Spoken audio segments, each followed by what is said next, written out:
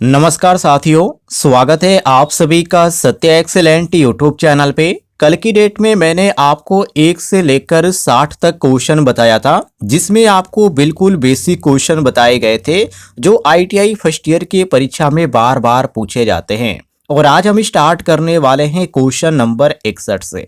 जैसे कि आप देखिए स्क्रीन पे, यहाँ पे पूछा जा रहा है सोल्डरिंग का मुख्य उद्देश्य क्या है। तो सोल्डरिंग का मुख्य उद्देश्य होता है तारों को अस्थायी रूप से जोड़ना। जी हाँ, यहाँ पर आपका सही होता है ऑप्शन बी करेक्ट आंसर, क्योंकि सोल्डरिंग द्वारा दो जो तार होते हैं जोड़ा जाता है, मतलब एक तरह से ज्वाइंट को मजबूत किया जाता है, अस्थायी बनाया जाता है। तो ये सोल्डरिंग का मुख्य कार्य होता है। बाकी और भी यहाँ पे ऑप्शन दिया गया, जैसे ए ऑप्शन दिया गया तार काटना।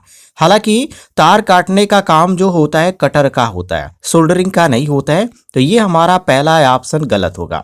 सी ऑप्शन दिया गया तार को मोड़ना। तो जब भी तार को मोड़ने की बात आती है या पकड़ने की बात आती है तो वहां पे हम प्लायर का इस्तेमाल करते हैं। क्लियर है।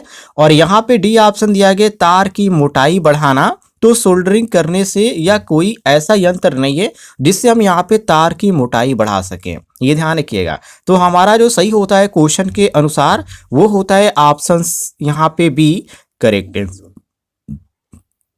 आगे बढ़ते हैं।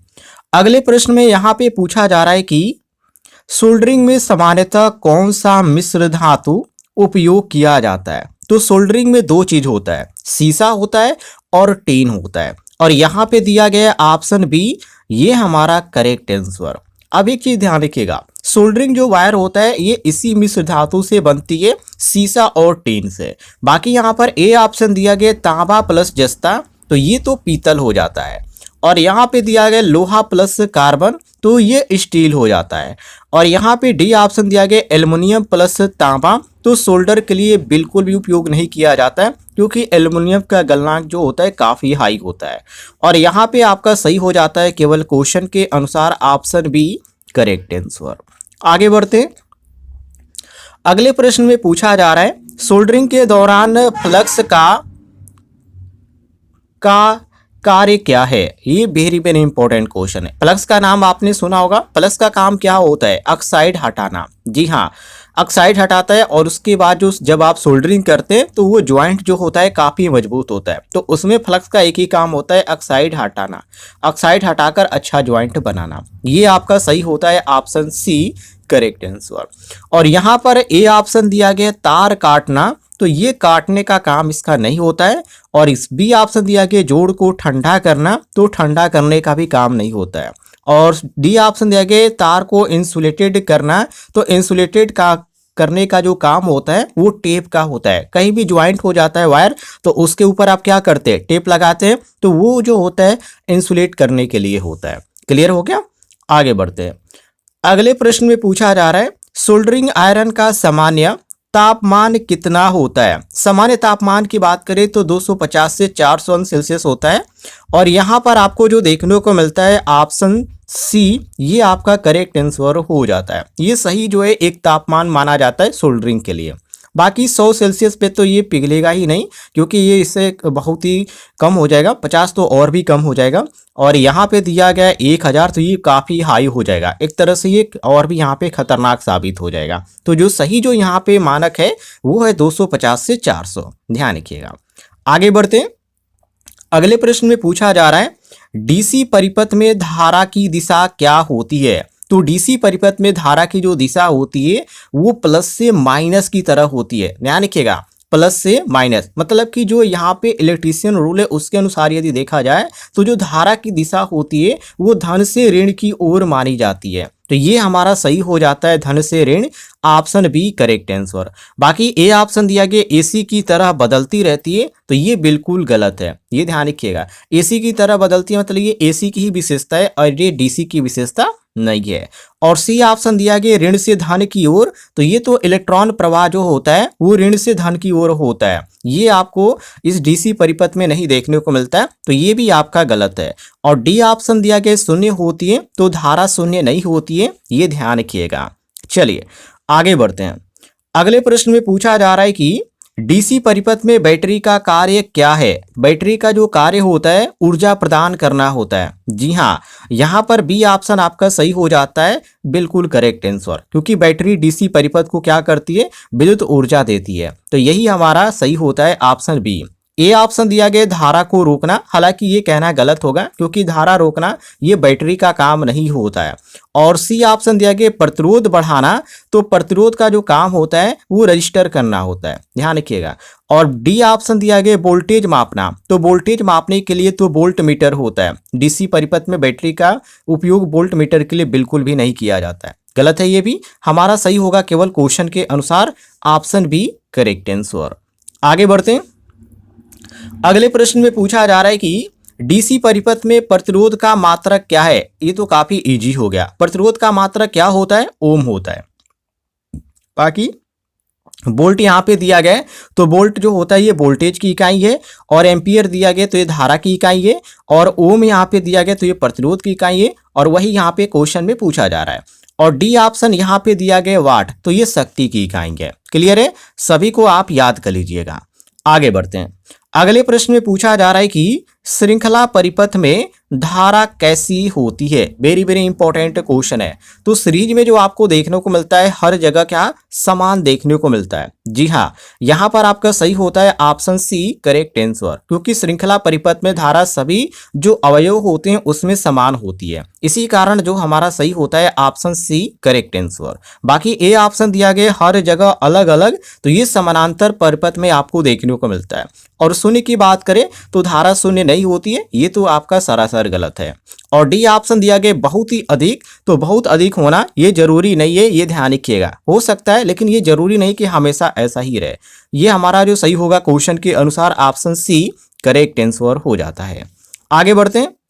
अगले प्रश्न में पूछा जा रहा है सोल्डरिंग करते समय कौन सा पीपीई सबसे आवश्यक है? मतलब सुरक्षा के तौर पे यहाँ पे क्या जरूरी होता है? तो जब आप सोल्डरिंग कर रहे हैं तो हाथ से कर रहे हैं, तो सोल्डरिंग करते समय हाथों में क्या होना चाहिए? ये होना चाहिए जिसको बोलते हैं सेफ्टी ग्लव्स। जी हाँ, ऑप्शन यहाँ पे सी आपका करेक्ट आंसर हो जाएगा, ग्लव्स, जो कि हाथों की सुरक्षा के लिए होता है। और आंखों के लिए यहाँ पे अलग चीज होता है जो कि ग्लासेस का होता है, जिसको हम सेफ्टी ग्लासेस बोलते हैं। और सेफ्टी शूज पैर के लिए होता है, और सेफ्टी हेलमेट जो होता है ये सर के लिए होता है। तो अलग अलग यहाँ पे पीपीई होता है, जो कि यहाँ पे अलग अलग इसका काम होता है। अब जितने भी लोग यहाँ तक वीडियो देखें वो सभी लोग पीपीई का पूरा नाम बताइएगा। वैसे मैंने पिछली वीडियो में इसके बारे में बताया भी था आपको, तो सभी लोग कमेंट बॉक्स में बताइएगा। देखते हैं कितने लोग इसका सही उत्तर दे पाते हैं। पीपीई का पूरा नाम आपको बताना है। आगे बढ़ते हैं। अगले प्रश्न में पूछा जा रहा है डीसी परिपथ में ओम का नियम किस संबंध को दर्शाता है? तो वोल्टेज, धारा और प्रतिरोध। ओम का नियम किसको दर्शाता है? वोल्टेज, धारा और प्रतिरोध को। ऑप्शन यहाँ पे बी आपका सही होगा। क्लियर है? जो कि सूत्र भी हमारा होता है V बराबर IR, तो इस तरह भी आप कर सकते हैं, वोल्टेज, धारा, प्रतिरोध। क्लियर है? अब यहाँ पे देखिए ए ऑप्शन दिया गया शक्ति और समय, तो ये तो गलत हो जाएगा क्योंकि शक्ति जो है और यहाँ पे समय जो कि एक संबंध ही नहीं बनता, ये ध्यान रखिएगा, तो ये गलत है। और यहाँ पे दिया गया है सी ऑप्शन धारा और समय, तो समय का संबंध इसमें हो ही नहीं सकता। और डी ऑप्शन दिया गया शक्ति और ऊर्जा, तो ये तो अलग हो जाता है। हमारा जो सही होगा क्वेश्चन के अनुसार वो होगा केवल ऑप्शन बी करेक्ट आंसर। आगे बढ़ते हैं। अगले प्रश्न में पूछा जा रहा है कि सोल्डरिंग के दौरान कोल्ड शोल्डर ज्वाइंट का मुख्य कारण क्या होता है? वेरी वेरी इंपॉर्टेंट क्वेश्चन है। तो ये कम तापमान पे होता है। यहाँ पर आपका सही होता है ऑप्शन बी करेक्ट आंसर, क्योंकि कम तापमान पर सोल्डर जो होता है वो ठीक से नहीं पिघलता है, तो उसे हम बोलते हैं कोल्ड शोल्डर ज्वाइंट। क्लियर है? ये ध्यान रखिएगा। और ए ऑप्शन दिया गया अधिक फ्लक्स का प्रयोग, तो अधिक फ्लक्स से क्या होता है कि ज्वाइंट जो होता है वो गंदा हो जाता है। हालांकि मजबूत होगा लेकिन ये गंदा हो जाता है, अच्छा नहीं लगता है, और एक इलेक्ट्रीशियन के लिए ये सही नहीं होता है। तो ये इसका मुख्य कारण हम नहीं कर सकते, ये मुख्य कारण ये नहीं होगा। सी ऑप्शन दिया गया अधिक सोल्डर, तो अधिक सोल्डर से ज्वाइंट और भी खराब दिखेगा, भद्दा दिखेगा, तो ये कोल्ड ज्वाइंट के अंतर्गत आएगा ही नहीं। और डी ऑप्शन दिया गया अधिक समय तक गर्म करना, तो अधिक समय तक गर्म करना एक तरह से अलग ये समस्या है, ये ज़्यादा यहाँ पे खतरनाक साबित तो हो जाएगा। हमारा जो सही होगा केवल ऑप्शन बी होगा करेक्ट आंसर। आगे बढ़ते हैं। अगले प्रश्न में पूछा जा रहा है कि अच्छी शोल्डर ज्वाइंट की पहचान क्या है? एक अच्छे शोल्डर ज्वाइंट की पहचान होती है कि वो चिकना हो और चमकदार हो, मतलब कि चमकदार और चिकना सतह उसका होना चाहिए। ये एक अच्छी शोल्डर ज्वाइंट की पहचान होती है। ऑप्शन जो हमारा सही होता है, ऑप्शन यहाँ पे सी दिया गया है, चमकदार और चिकनी होना। ये ध्यान है, मतलब उसकी सतह जो होनी चाहिए अच्छी होनी चाहिए, ज्वाइंट जो होनी चाहिए मजबूत होनी चाहिए, ये इसका अच्छा पहचान है। बाकी यहाँ पे खुदरी और मैट सतह दिया गया, तो एक तरह से ये तो और भी खराब यहाँ पे दर्शाएगा। और भी ऑप्शन दिया गया दरार वाली सतह, तो ये और भी खराब हो जाएगा क्योंकि दरार खराब सोल्डरिंग का संकेत ही होता है।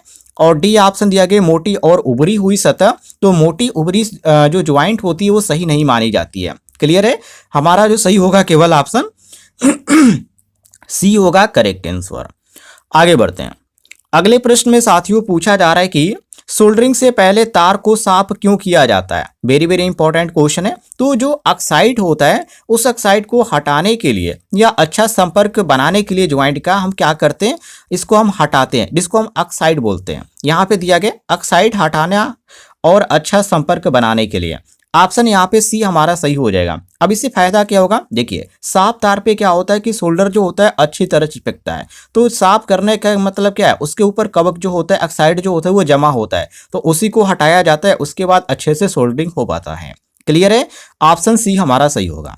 ए ऑप्शन दिया गया सुंदर दिखने के लिए, तो सुंदर और यहाँ पे भद्दा से कोई मतलब नहीं होता है।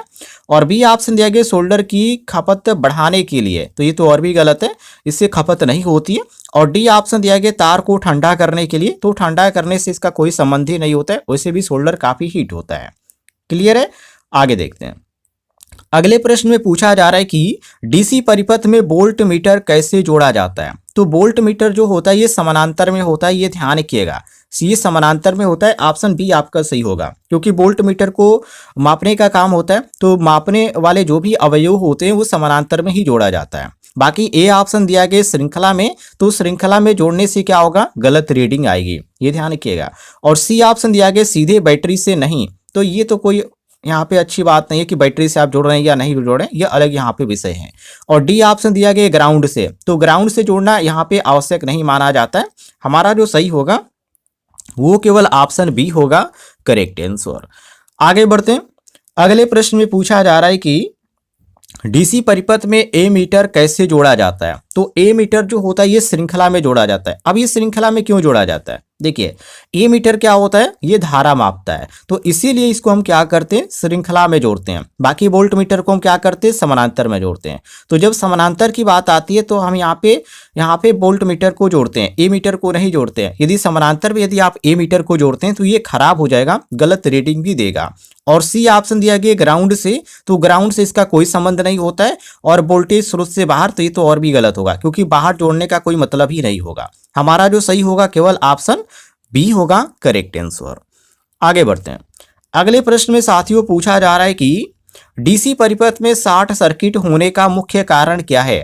तो कारण यदि बात करें तो बिना लोड से आप सीधा संपर्क कह सकते हैं, यहां पर दिया भी गया ऑप्शन सी, क्योंकि जब यहाँ पे सीधे यहाँ पे तार को आप जोड़ देते हैं किसी अन्य सर्किट से, तो यहाँ पे क्या होगा, ये सीधे यहाँ पे क्या होते हैं, प्लस माइनस यहाँ पे जुड़ जाते हैं। जब आप प्लस और यहाँ पे माइनस सीधे आप जोड़ देंगे तो शॉर्ट सर्किट तो होना तय ही है, तो इसी को कहा जाता है बिना लोड के सीधा संपर्क। सी ऑप्शन आपका सही होगा। और ए ऑप्शन दिया गया अधिक प्रतिरोध, तो अधिक प्रतिरोध से धारा क्या होगी, कम होगी। और बी ऑप्शन दिया गया कम वोल्टेज, तो ये तो और भी यहाँ पे गलत हो जाएगा, क्योंकि कम वोल्टेज शॉर्ट सर्किट का कारण नहीं हो सकता। और डी ऑप्शन दिया गया लंबी तार, तो लंबी तार भी यहाँ पे शॉर्ट सर्किट का कारण नहीं होता है। बस यहाँ पर देखिए, मान लीजिए आप यहाँ पे पोल से 2 वायर लेके आ रहे हैं और यहाँ पे आपको एक बल्ब जोड़ना है, तो जब तक आप यहाँ पे बल्ब का उपयोग करके आप इसको यहाँ पे काम में नहीं लेंगे तब तक ये क्या होगा, खतरनाक होगा। आप इस तरह बल्ब का उपयोग करेंगे तो ये जलेगा, लेकिन आप दोनों तार को एक ही में यहाँ पे टच कराएंगे प्लस माइनस को, तो शॉर्ट सर्किट तो होगा। तो उसी चीज को यहाँ पे कहा जा रहा है, तो ये आपका सही हो जाता है ऑप्शन सी करेक्ट आंसर। आगे बढ़ते हैं। अगले प्रश्न में पूछा जा रहा है कि सोल्डरिंग आयरन का टिप सामान्यतः किस धातु से बना होता है? तो जो टिप होता है ये तांबा का बना होता है। किसका बना होता है? तांबा का। यहाँ पर आपका बी ऑप्शन सही हो जाएगा, तांबा, क्योंकि तांबा क्या है, एक अच्छा उष्मा चालक होता है, तो इसीलिए टिप में क्या इसका इस्तेमाल किया जाता है। बी ऑप्शन सही है। बाकी एल्युमिनियम तो होता है, ये काफ़ी अच्छा होता है, चालक काफ़ी अच्छा होता है, लेकिन ये क्या होता है, हल्का होता है, इसलिए इसका बहुत ही कम उपयोग किया जाता है। और सी ऑप्शन दिया गया लोहा, तो लोहा में बहुत ही कम चालक होता है, ये ध्यान रखिएगा। और डी ऑप्शन दिया गया जस्ता, तो जस्ता तो उपयोग ही नहीं किया जाता है। ऑप्शन हमारा जो सही होगा वो केवल ऑप्शन बी होगा करेक्ट आंसर। आगे बढ़ते हैं। अगले प्रश्न में पूछा जा रहा है डीसी परिपथ में शक्ति मतलब कि पावर का सूत्र क्या है। देखिए P बराबर V प्लस आई दिया गया है, तो ये तो गलत होगा, ये कोई सही यहाँ पे सीक्वेंस नहीं है। और यहाँ पे B दिया गया है P बराबर V आई, तो ये वोल्टेज गुणे धारा, मतलब ये बिल्कुल सही है। P बराबर क्या होता है, वोल्टेज गुणे धारा, तो यहाँ पे V का मतलब वोल्टेज, I का मतलब धारा, तो P का मतलब शक्ति, तो P बराबर V आई, ये बिल्कुल आपका सही है। क्लियर है, ये आपका सही है। आगे देखते हैं। अगले प्रश्न में पूछा जा रहा है कि सोल्डरिंग के बाद ज्वाइंट को हिलाना क्यों नहीं चाहिए। तो इसलिए नहीं हिलाना चाहिए क्योंकि कोल्ड सोल्डर ज्वाइंट बन सकता है, मतलब एक भद्दा बन जाएगा। तो ये हम कह सकते हैं कि ऑप्शन यहाँ पे सी सही होगा। बाकी सोल्डर फैल जाएगा, तार टूट जाएगा, ये अलग विषय है, लेकिन जो यदि यहाँ पे ज्वाइंट यदि हिल जाता है तो उस समय सबसे बड़ा जो कारण बनेगा वो कोल्ड सोल्डर ज्वाइंट बनेगा, ये ध्यान रखिएगा। आगे देखते हैं। अगले प्रश्न में पूछा जा रहा है, और इस वीडियो का ये लास्ट क्वेश्चन है, जिसमें पूछा जा रहा है डीसी परिपथ में रजिस्टर का मुख्य कार्य क्या है। तो इसका मुख्य कार्य होता है धारा को नियंत्रित करना। जी हाँ, जो रजिस्टर होता है ये धारा को नियंत्रित करता है, रजिस्टर धारा को एक तरह से सीमित करता है, नियंत्रित करता है, आप कह सकते हैं। ए ऑप्शन दिया गया वोल्टेज बढ़ाना, तो वोल्टेज बढ़ाने का काम इसका नहीं होता है। सी ऑप्शन दिया गया ऊर्जा उत्पन्न करना, तो ऊर्जा ये उत्पन्न नहीं करता है। और डी ऑप्शन दिया गया धारा की दिशा बदलना, तो दिशा बदलना का काम जो होता है ये डायोड का होता है, इसका काम नहीं होता है। क्लियर है, हमारा सही होगा केवल ऑप्शन बी करेक्ट आंसर। उम्मीद है आपको जानकारी पसंद आई होगी, तो वीडियो पर लाइक करके चैनल को सब्सक्राइब कीजिएगा। इस तरह के क्वेश्चन आपको डेली बताए जाते हैं।